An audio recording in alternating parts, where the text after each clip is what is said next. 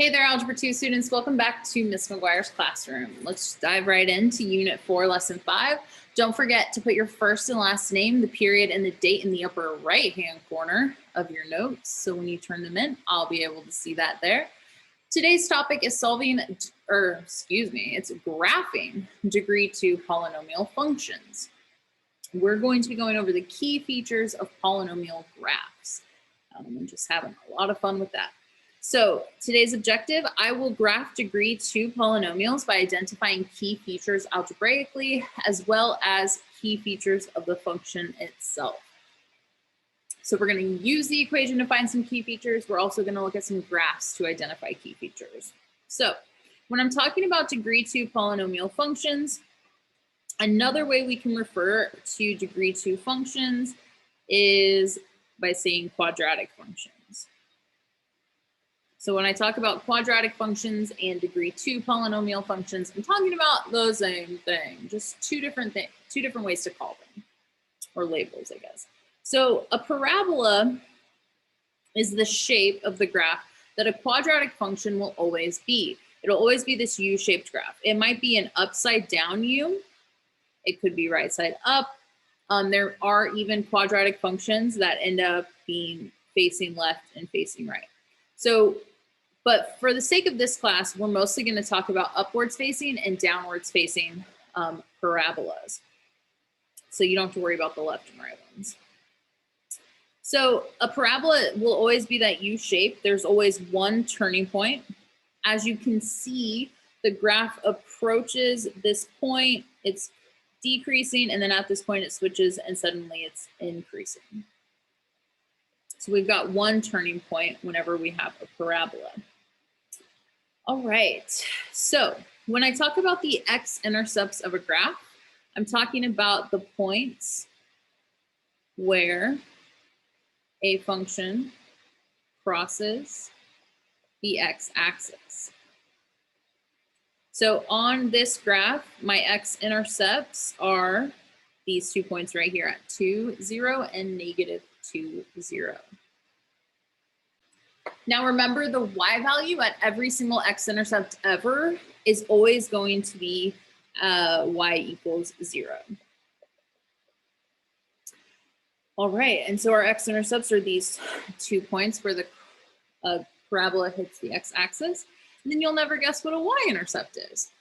A y-intercept is the point or points where a graph or a function crosses the y-axis. And when you have a y-intercept, x is always 0. And so our y-intercept of this degree 2 polynomial function is at 0, negative 4. So this is my y-intercept. And then these were my x-intercepts.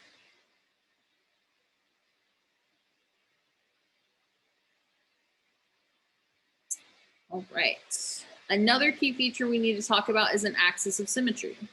So every single parabola will have an axis of symmetry. And the axis of symmetry is a vertical line that divides the parabola into two perfect halves.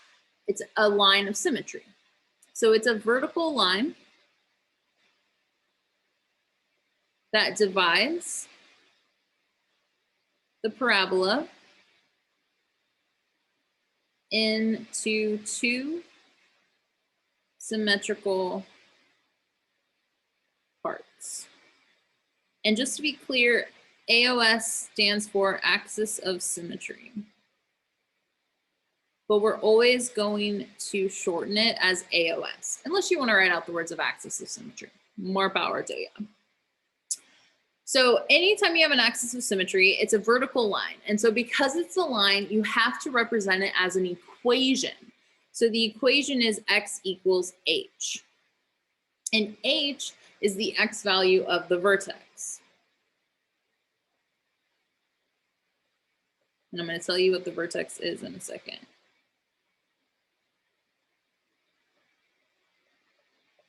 So your axis of symmetry is x equals whatever h is, and h is the x value of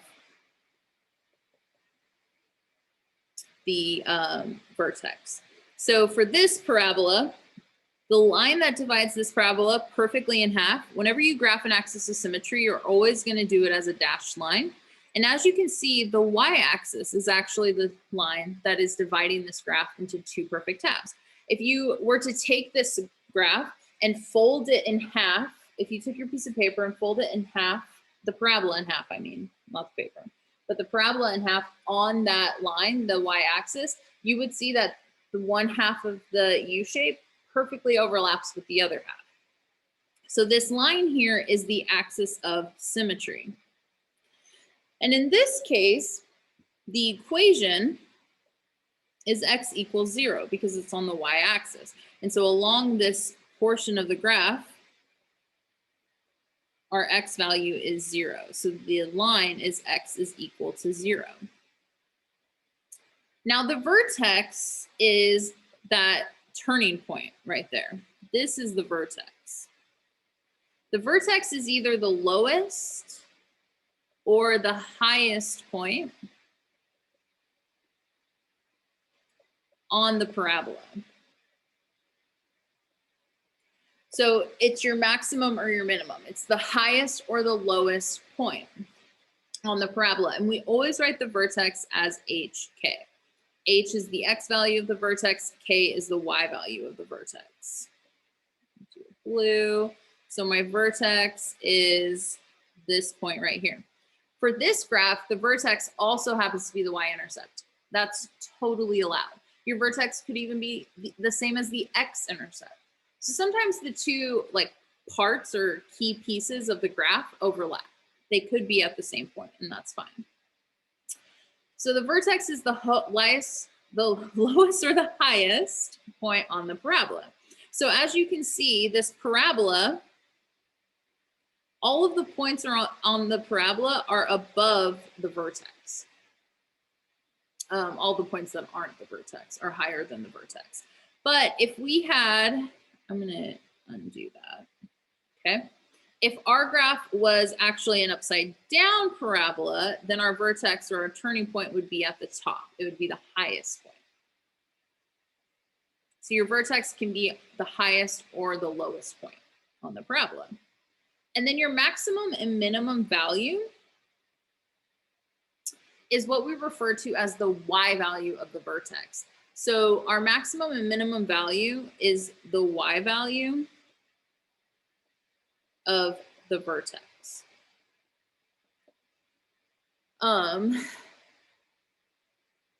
Which is just another way of saying that it is the highest or the lowest value that y can be.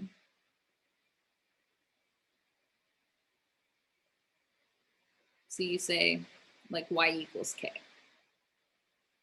So our highest, our minimum, or our maximum. So for this graph, because our vertex is the lowest point, we say that this function has a minimum.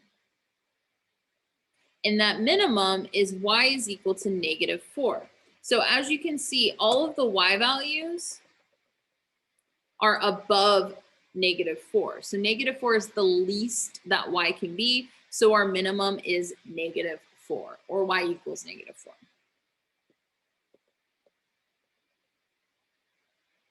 All right. Now let's talk about the domain. So we talked about domain in first semester kind of a lot, and we also talked about range. So we're just going to review that real quick.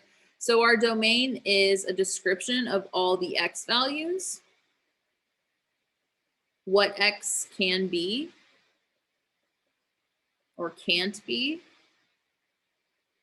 Our range is all the y values of the function, what y can or can't be.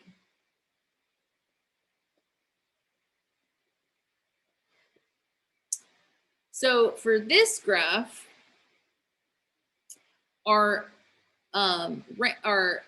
domain, our x values, well, this graph extends off to the right forever, and it also extends to the left forever.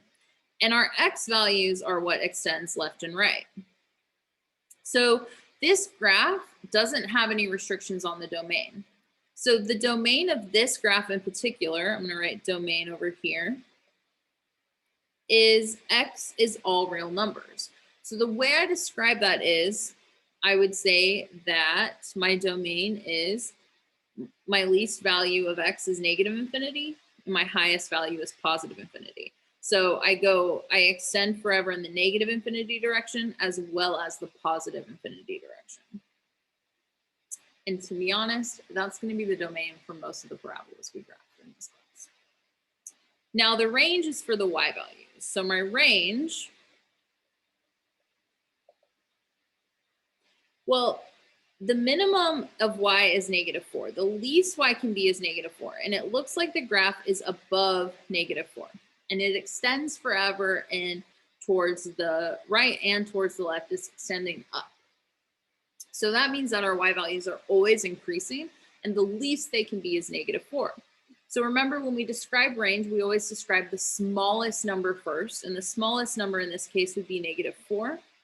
I'm going to use a bracket, and then, because it includes -4, and then it extends forever in the positive infinity direction. So my range is -4 to infinity.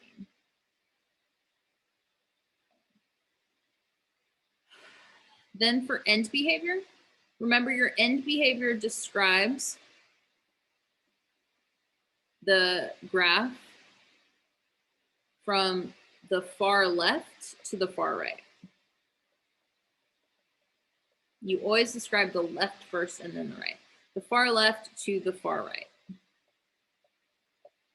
So for this graph, the far left, we are going up, and to the far right, we also go up. So my end behavior of this function in particular is up and up. So for parabolas, your end behavior will always be up and up or down and down. And if you recall from your notes, I think it was from lesson 1 of this unit, you made a little table about end behavior based on the very first a times x to the n, the very first term of a function. So f of x is equal to a times x to the n if n is even or odd, and then if a is positive or negative. This is part of your end behavior. I should have put this near the end behavior.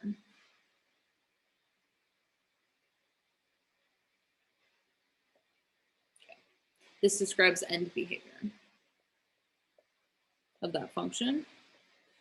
So if a is even, or sorry, if n is even, the degree is even, and a is positive, remember your end behavior will be up and up. If the degree is even and a is negative, your leading term is negative, you're going to have down and down.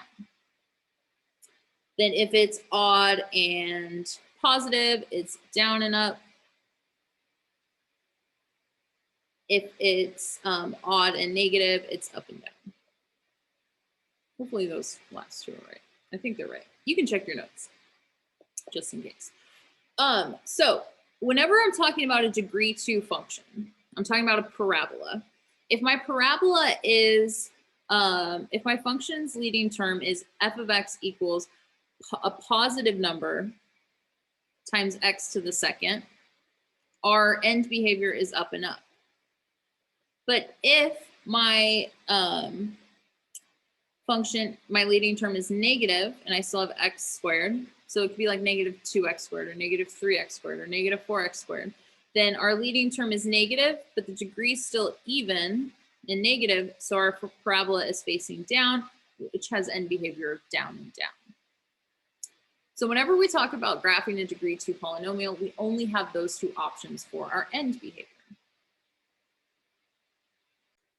So for example 1a, we're going to be looking at a graph, this parabola here, and we're going to identify the x-intercepts, y-intercept, vertex, minimum, maximum, axis, symmetry, domain, range, and end behavior. We're going to identify all of those things just by reading the graph.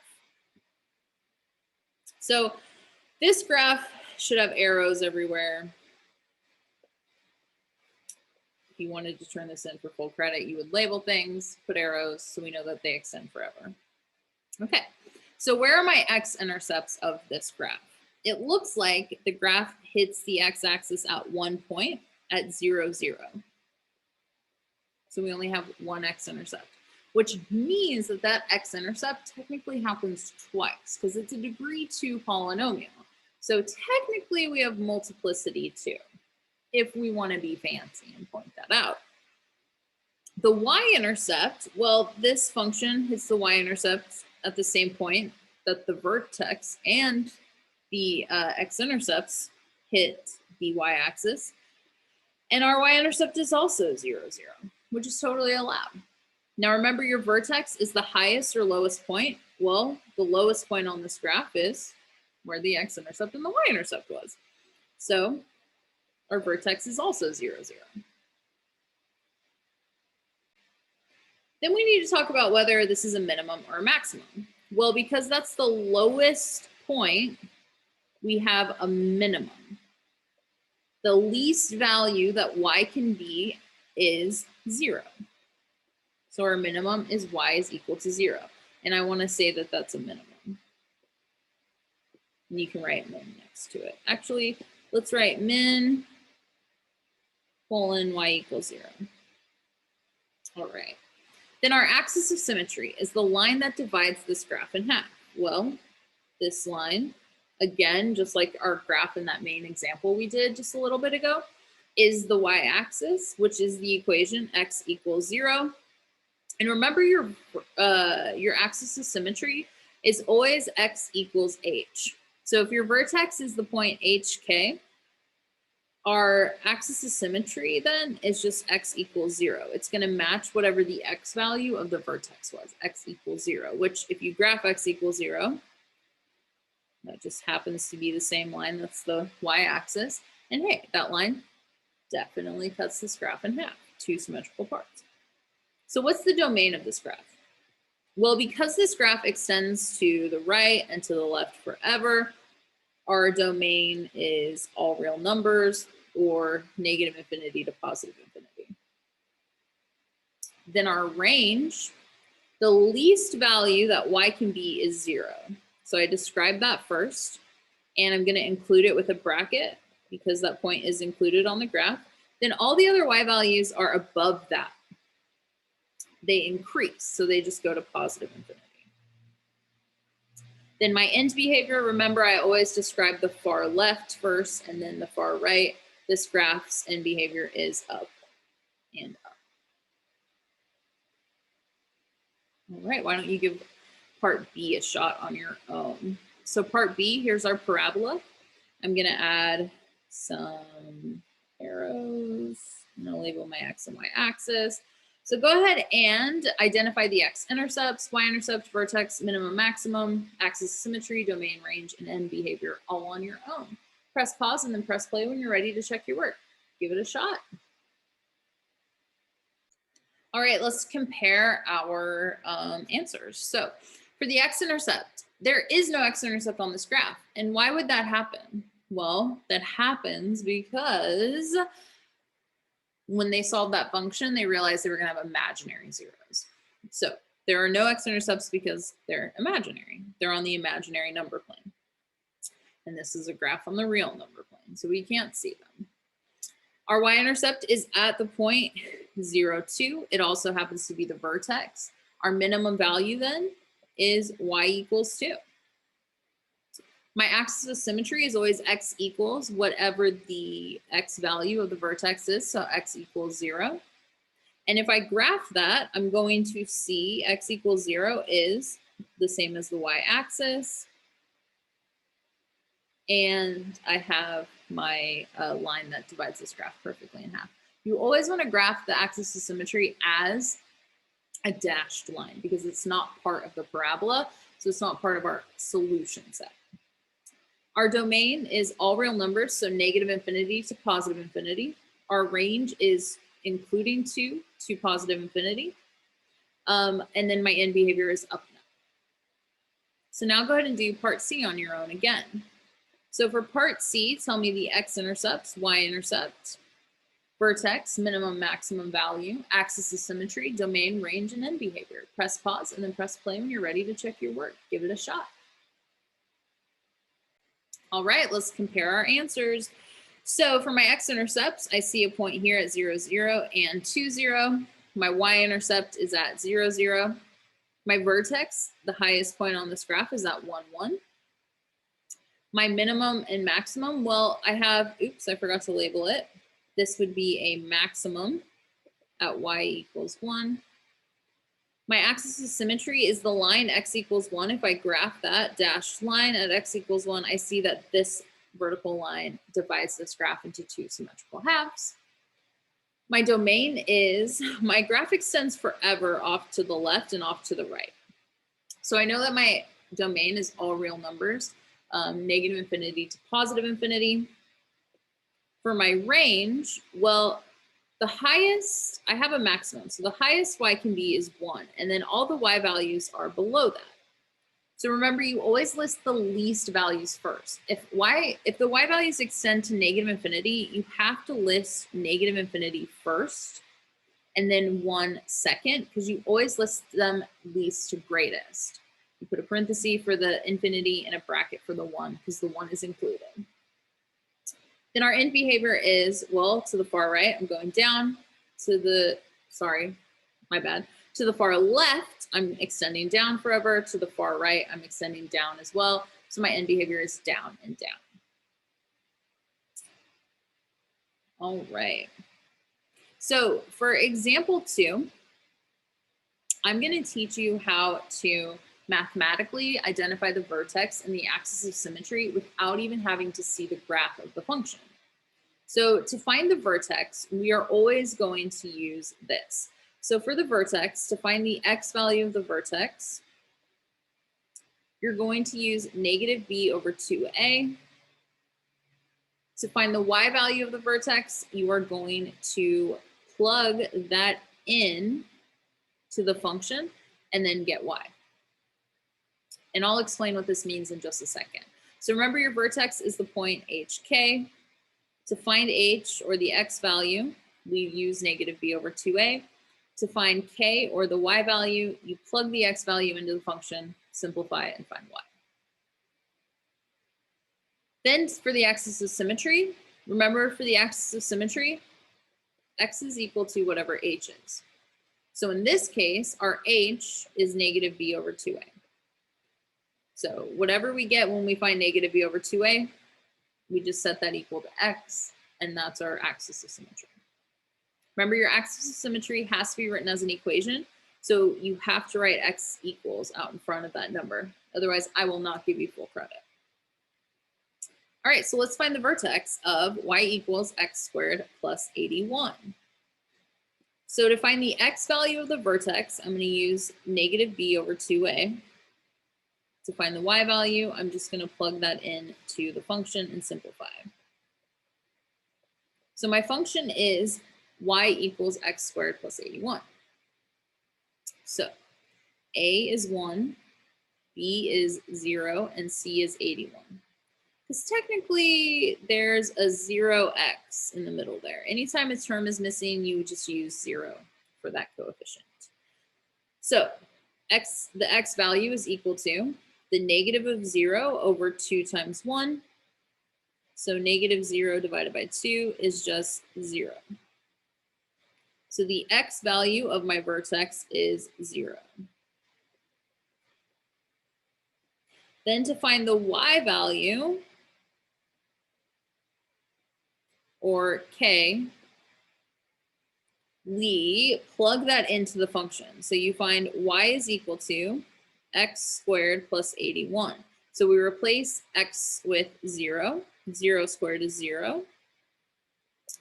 0 plus 81 is 81. So the y value, or the k value in hk, is 81.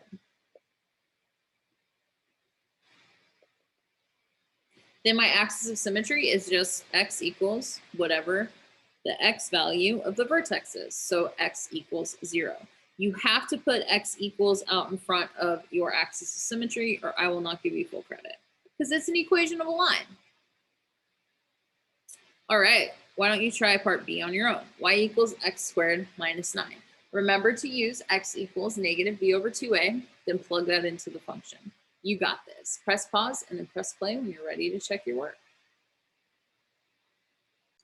Hopefully our work matches. So negative b over 2a is negative 0 over 2 times 1. 0 divided by 2 is 0. So the x value of the vertex is 0. I plug that in for x. 0 squared minus 9 is just negative 9.